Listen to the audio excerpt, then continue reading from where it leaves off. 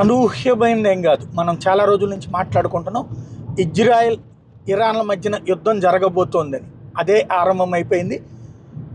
ఏది జరగకూడదని అనుకున్నామో అదే జరుగుతోంది. ఎందుకు అంటే ఇక దీని పరిణామాలు చాలా తీవ్రంగా ఉంటాయి. గత కొన్ని రోజుల నుండి ఏదైతే మొన్న లెబనాన్లో ఉన్నటువంటి ఇరాన్కి సంబంధించిన రాయబార కార్యాలయం మీదన ఇజ్రాయెల్ దాడి చేసింది. ఆ రోజున లెబనాన్లో ఉన్నటువంటి ఇరాన్ రాయబార కార్యాలయంలో ఉన్నటువంటి వాళ్ళు ఇరాన్కి సంబంధించినటువంటి సైనికాధికారులు 7 సైనికాధికారులతో పాటుగా మరికొంతమంది ఇంపార్టెంట్ పర్సన్స్ ఉన్నారు. ఏదైతే ఓ పక్కన ఇజ్రాయెల్ మీద దాడులు చేస్తున్నటువంటి హెజ్బుల్లా వాళ్ళతో మాట్లాడడం కోసం వెళ్ళారు. అక్కడ లెబనాన్లో ఉంటారు.